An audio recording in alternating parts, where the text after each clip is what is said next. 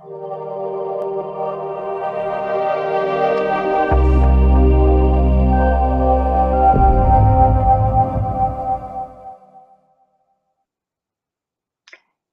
and welcome. I'm Dr. Joanne Lasowski, author and journalism educator. And today we are going to examine the latest news about the Azerbaijani video blogger Mahammad Mirzali, who was brutally beaten in France last week. To give us the latest information, we have Sevinç Osmanqizi, owner and executive producer of Osmanqizi TV, an online news and interview channel on YouTube with more than 400,000 subscribers. Sevinç, what can you tell us about Mr. Mirzali's current condition? Hello, Joanne. Thank you very much. As a matter of fact, we have some good news today because earlier today, Mahammad Mirzali was discharged from the hospital. Which means, I guess it is fair to say that the critical phase is over.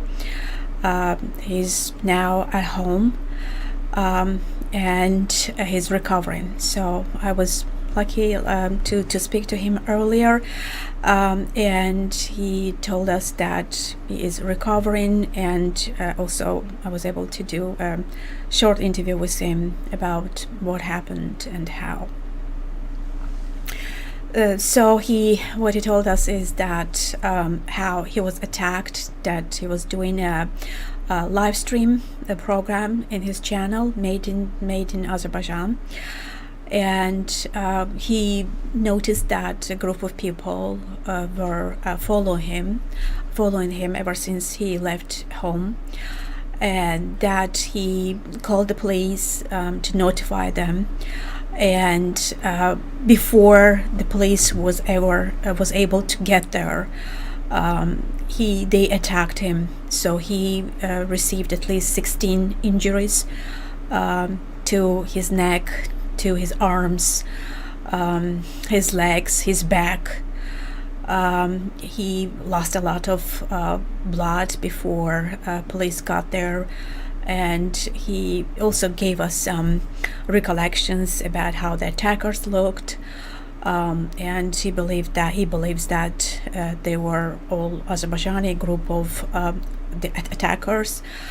And then he was obviously taken to the hospital where he received surgery. But luckily, he told us also that they were trying to behead him, to cut his head out, to cut his ears out. They were trying to get to his tongue. So it was really brutal, bloody attack, but luckily he survived. So is there any indication on why it was Mr. Mirzali at this? I think it's a very good question. Why him? Because I think he was selected kind of to sell also the chilling fact, the message to all everybody else among the bloggers or activists in Azerbaijan and overseas. So meaning that we can reach to you, that even though you're far, we can get at you. Well, first of all, why him? I think it's because he's one of the fierce critics of the government, of the family, of the corruption, and also he's popular. And I think another reason could be that just before the attack, he and a group of other bloggers called for public protests in Azerbaijan on March 19th. So 5 days before the protest, Mahammad Mirzali was attacked. And it is worthwhile mentioning that Mahammad has earlier, I think around a year ago or so, also called a public protest in Azerbaijan, and it was supported. It wasn't a huge kind of rally, but youngsters did show up at a time and a place that he called. So this is a different way of looking at public protests. So it's not traditional. It's usually, that Azerbaijan rarely gets any public protests. All protests are forbidden, whether it is by one person, whether it is by political parties. No protests are allowed absolutely in Azerbaijan.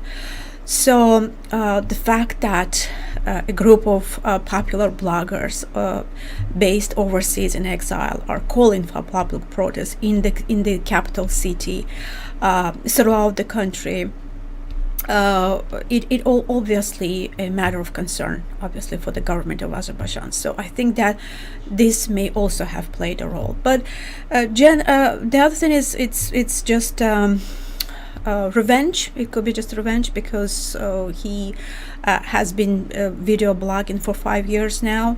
He has been warned a lot of times to stop his work, to stop this program. I know that his family has been attacked numerous times. His father was arrested in Azerbaijan. His brother-in-law was arrested in Azerbaijan. And every time they were arrested, they were told to tell their relative Muhammad to stop his work. And in fact, only a couple of days before the latest attack, Muhammad's sister in Azerbaijan, she was also attacked. And he did a video, intimate video of his sister, secretly taken at the bedroom, were sent to many bloggers, social media users, including myself. It was a horrible video, and probably the idea behind was that somebody will fall for that, somebody will actually go ahead and publish it. In fact, nobody did. Anyone who saw that was just outraged because it was done secretly. It was a form of attack and pressure to dishonor a person who has nothing to do. In fact, I mean, the only guilt of this woman is that she is the guilt. I mean, of this woman is that she happens to be the sister of a popular blogger. So overall, the Azerbaijani public's reaction was that this is inadmissible. That this has to be stopped, but none of these attacks have ever been investigated in Azerbaijan. So I think her attack actually happened on International Women's Day, which was really kind of an extra insult to the injury, I believe. And there was a secret film of her taken in her bedroom, right, that was distributed, which is really unfortunate. And you've hinted at it, but can you be a little bit more specific on who you think is behind these attacks on Mr. Mirzali? I think we have to obviously wait for the investigation. Luckily, this investigation will be carried out in France, so I'm more hopeful that there will be a result of it, unless all the other requests in Azerbaijan, when political activists appeal, go to the court, go to the police, and no investigations yield no results. So I'm hopeful that there will be a result. But who may be behind? Obviously, the very most important answer came from Mahammad Mirzali when he was stabbed. His very first phone call from the hospital, when he called me, and he said it was just before he was taken to the surgery.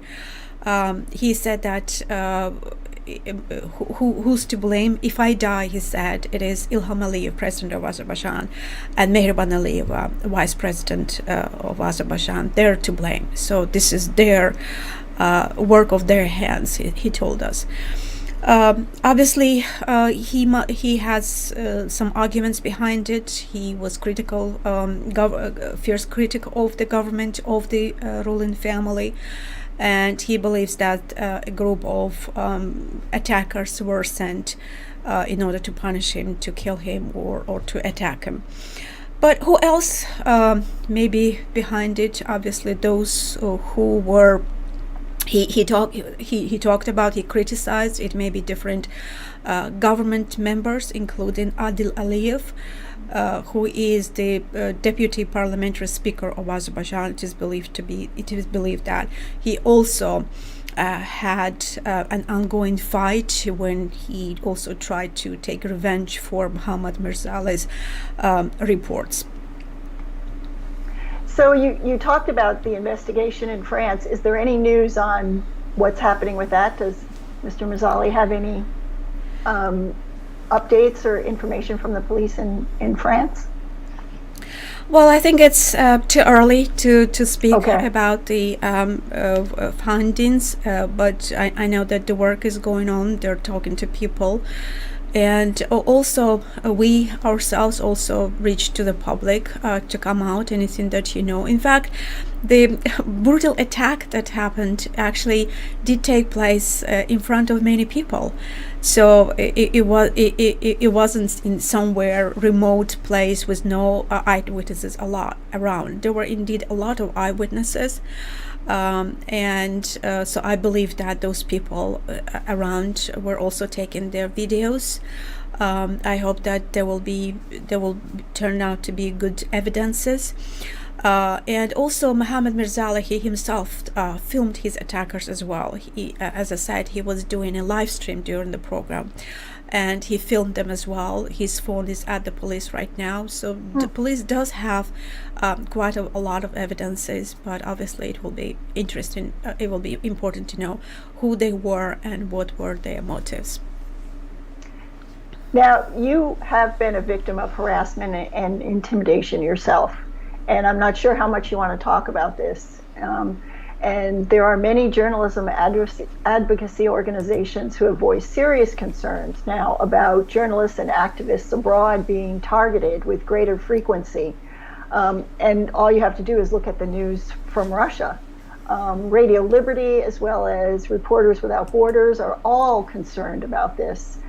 So do you have any idea why dissidents living abroad are being targeted so often?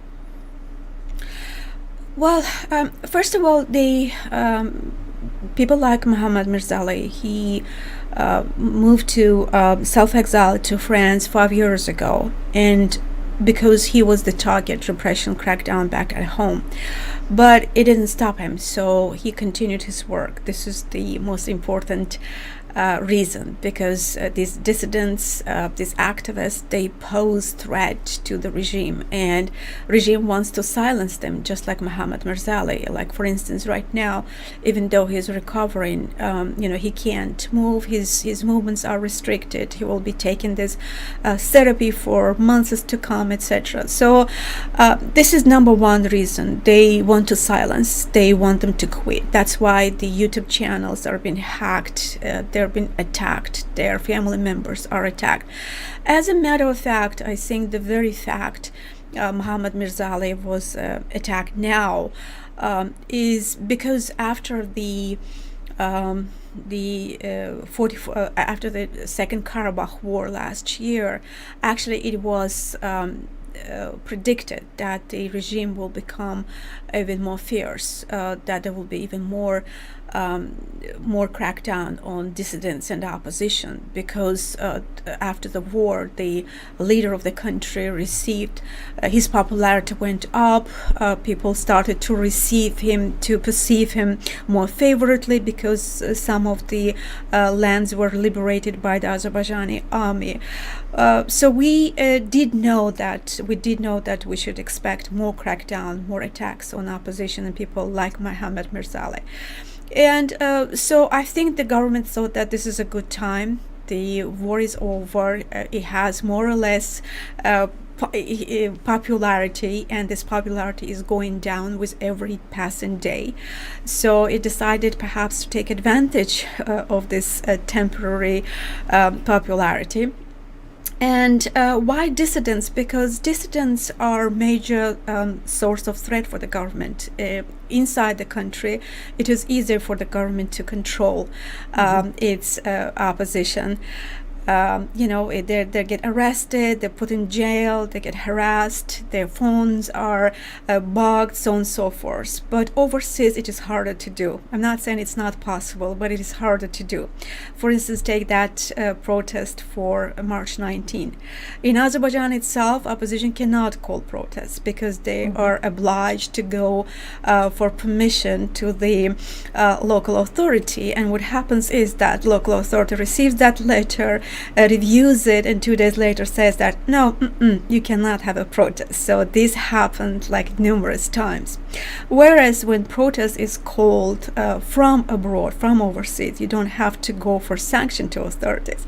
And youngsters, it is popular amongst the youngsters because the popular mood is that, if you do want to have a protest, you should not be seeking permission from the government, because it is your constitutional right to hold protests whenever you want to, wherever you want to.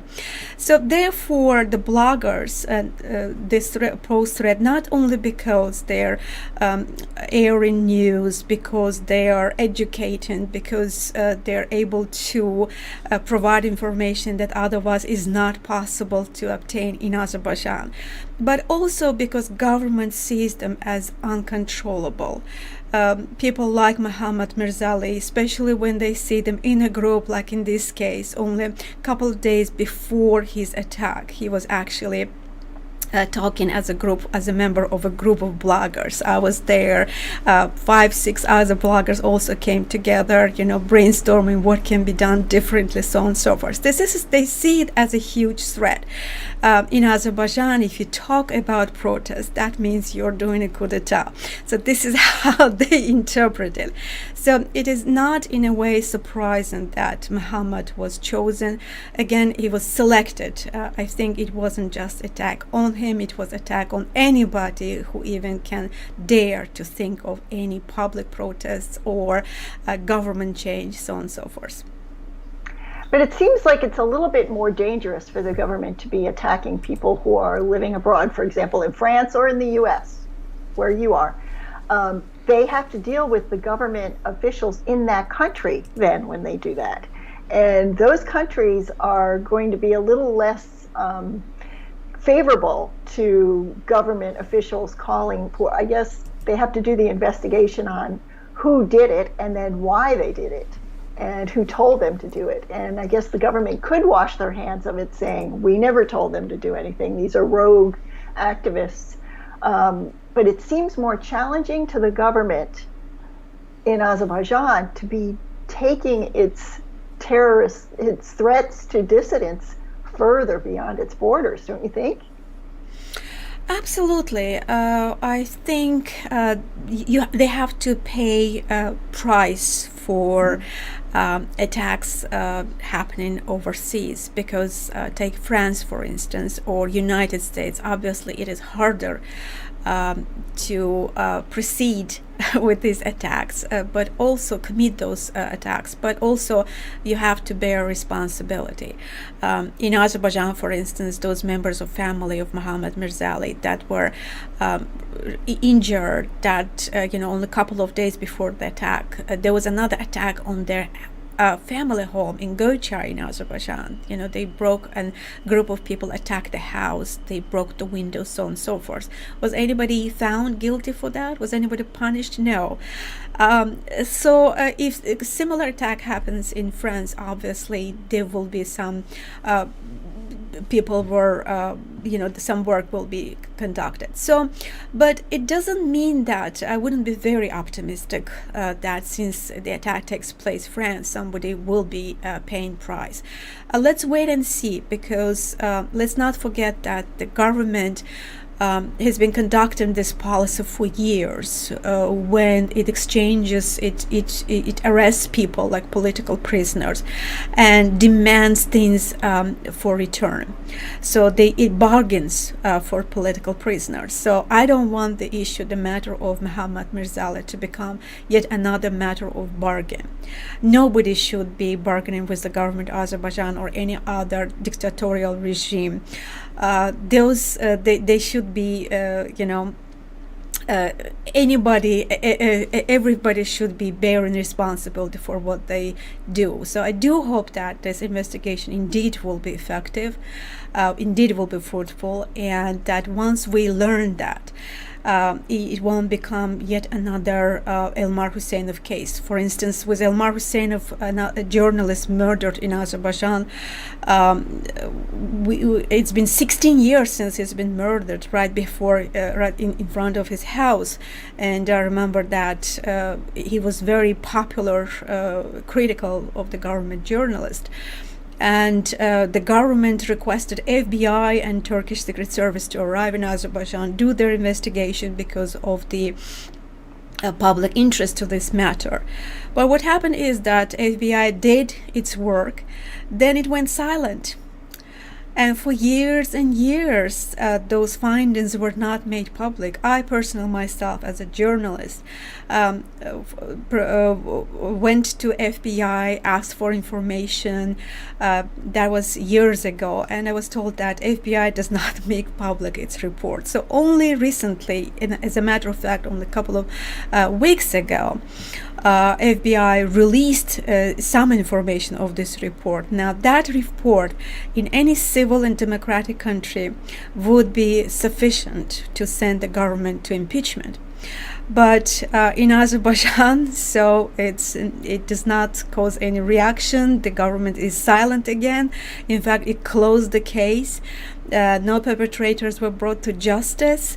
There were 2 people that were suspected. They lived in Georgia. No work has been done to deport these people to Azerbaijan, or indeed request that Georgia investigates it. So 16 years after the bloody murder of a journalist, nothing has changed, nothing has been done. So I'm saying that FBI itself could be doing better job by providing us their findings years ago, and not to wait for another 16 years, when situation changes. I don't know, maybe the government, the administration, I really don't know what is the reason why they released the information only now, 16 years ago. So this, if things were different, it would yield more results. Obviously, it doesn't change the result that this investigation is not conducted, there is no result there. The perpetrators still are at large. So I do hope that Mahammad Mirzali's case will be handled differently. I personally believe that it should, and those who are behind it should be brought to justice. Well, I know that the case that you speak of the information was revealed from the FBI as a result of a Freedom of Information Act request, which is part of our law here in the United States, that federal agencies, when it is not part of an ongoing investigation, federal agencies have to release the reports if a journalist, actually it's not just journalists, if anyone who is a citizen of this country requests information, they are supposed to be able to supply it. So those things can be, I'm not sure what the law is in France, but those things, if it happens in the United States, you can get that kind of information. So I'm glad that finally the FBI released the information through that Freedom of Information Act request. So in addition to sending our best wishes for a full recovery for Mohammed, what else can people across the globe do to put an end to these attacks? I understand there have been some protests in Germany to address harassment of dissidents abroad, but what else can we do as just people listening to these horrific attacks on dissidents? What can we do? Well, first of all, to send signal that freedoms matter, and all freedoms, no matter what.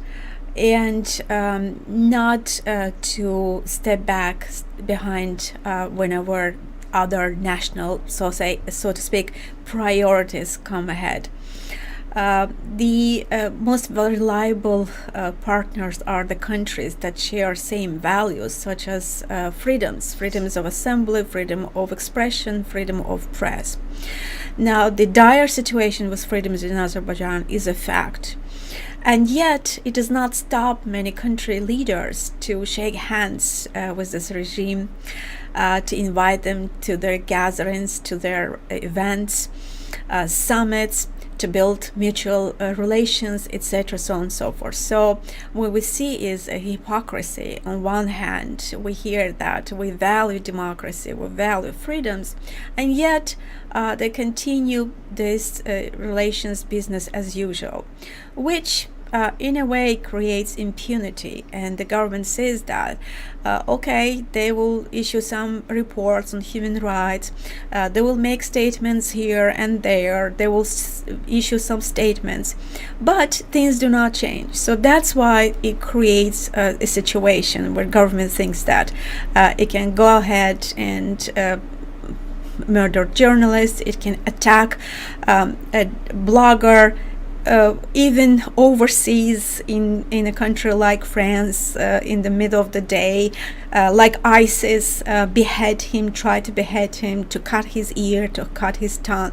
I mean, these are only the results. The reasons are these regimes, the dictatorships, you live with it, you accept it, and when you accept them, you should know that the results will come. So that's why the situation does not change. I know that people were saying that during the Second Karabakh War, all of a sudden, all the citizens, all the NGO community of Azerbaijan became silent. They all supported the regime, so on and so forth.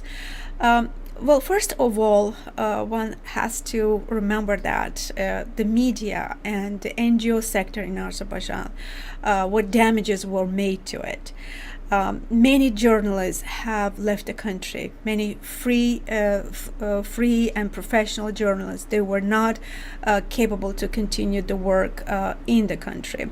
They fled. All those human rights activists, journalists, they became bloggers. One of them is Mahammad Mirzali. I know that some people say that, his language was not the most ethical, that he was after first family's daughter, so on and so forth. I mean, one can argue about this. What is the ethics? What is the most effective way? Yes, perhaps I also may argue that I wish Mahammad Mirzali's reports were more responsible or were more ethical. But one has to bear in mind that in the end, this is about the freedom. And also, if someone decides that just because he thinks that this person is unethical or that this person has been criticizing me, I can go ahead and cut this person's ears out, behead him in the middle of the day in the center of Europe. So nobody should stay ignorant to that. This is my message to people in Azerbaijan as well. I know that some of them get carried away that, he was himself, this blogger, he himself was after the first family, after their daughter, so on and so forth. They have just to look at the reality, what is happening. If you don't say no to that, that means that nobody is insured from the same fate. So this is not just an attack on Mahammad Mirzali today. I mean, luckily he survived. But same attack can happen against any one of us, any blogger, any journalist, any YouTuber, any indeed influencer who is there, who's speaking up their minds, or criticizing the government for its work, for what they do, which is their real job. And and nobody should be deceived by the fact that, this is happening overseas. It has nothing to do with the government. Government should come forward and prove that it is doing its job, which is investigate all those previous attacks, because many of them happened in the territory of Azerbaijan. Take that attack on Mahammad Mirzali's sister. It's not very hard really to find those people who were filming his sister at his bedroom.